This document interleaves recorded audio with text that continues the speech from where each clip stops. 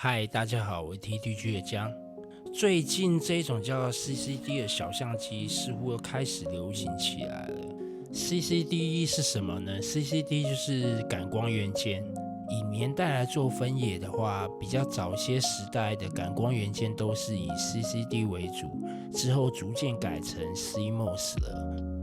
那由于 K-pop 的流行这一波复古风潮似乎又被带起来了。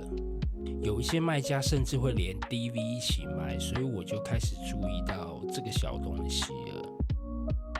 但是它会不会像 DV 一样年代感拉满呢？我家人刚好有这一台 Canon ISY920 日版的小相机，那我们今天这一集就客观的来感受一下这一台小相机会不会让我们有惊艳的感觉。首先呢，我们先来看一下它的大小好了。我觉得它确实蛮小的，其实和烟盒差不多大小，而且厚度也差不多。这样应该有办法放到胸前的小口袋吧，蛮轻巧的。它的外形我觉得以现代来看还算简约，就是那一种简约混雾面的金。以现在来看，应该不会让你感觉有过时的味道。开机的速度很快我觉得1秒以内。这边来简单讲一下它的功能。它的模式只有2个可以选，一个是自动，一个是程式。这边我们都摆在程式好了。左边第一项是控制亮度，第二个是白平衡，再来是色彩风格的设定。第4个是测光模式，再来是档案大小。会用单眼的基本上应该都会用吧。其他的相关设定，例如自拍描述那些最好都去找一下说明书。我这边都已经把它改成英文版了。另外，它也是有拍影片的功能。它的解析度只有640×480，这种解析度不足的感觉，如果你不介意的话，确实是看起来有一点点年代感啦。这一次测试的地点是基隆和平岛，基隆和平岛就是有很多渔村工厂，还有一些突兀的民宅摆饰。有时候你会想说，这个椅子、这个轮胎怎么会摆在这边？反正当废物利用吧，算有特色啊。那大家有空可以来玩一下，感受这边独特的氛围。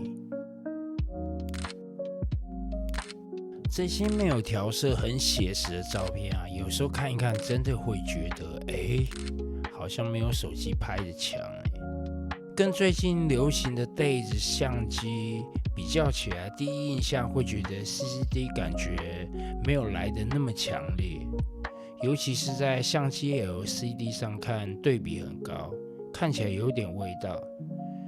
但导入手机之后，画面反而比较平实。色彩虽然很准，但是就是感觉少了一点什么，可能被滤镜养坏了吧。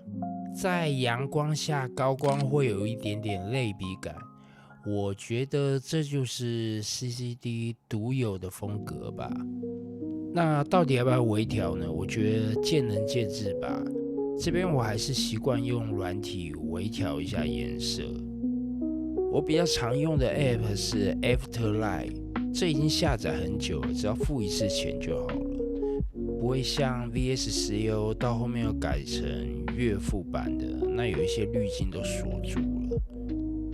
那载入后，如果你喜欢自然的风格的话，我就不套滤镜了，先加一点点对比，让颜色出来一些，接着在高光加一点点红，中间调加一点点绿，暗部也再加一点点绿。我觉得这样看起来就会稍微有一些风格了。那调得不好不要吐槽我。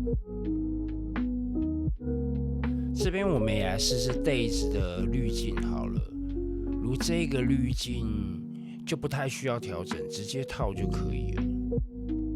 那你会问那我干脆直接用 iPhone 拍就好了。不过用 iPhone 拍啊，画面相较之下会比较锐利，而且黑几乎看起来就是死黑的感觉，应该是镜片和感光元件的关系吧。我觉得 CCD 还是有比较耐看一点，但这个见仁见智啊，有人就喜欢那种数位感。还有个我这个老屁股才刚学到的一个新名词，冷白皮。简单来说啊，就是拍人呢就开闪光灯，把色温调蓝一点，然后加点曝光，皮肤就会看起来比较白。不过对我这种常去海边的人呢，其实效果真的非常有限。其实开闪光灯才是它好玩的地方。不管白天啊或是晚上，你就开闪光灯，就会有那种印闪的感觉，有点像快照记录的风格。但是开闪灯的话，耗电就会耗得非常的快。总之 ，CCD 因为它的物理构造有它自己的味道，虽然不像手机一样方便，但如果你喜欢那种一点点复古、随性的照片，这些烟盒大小的小相机啊，还是很值得玩的，只要价格还合理。你们最近有没有也在玩 CCD？ 还是有发现什么有趣的玩法？欢迎留言跟我说说哦。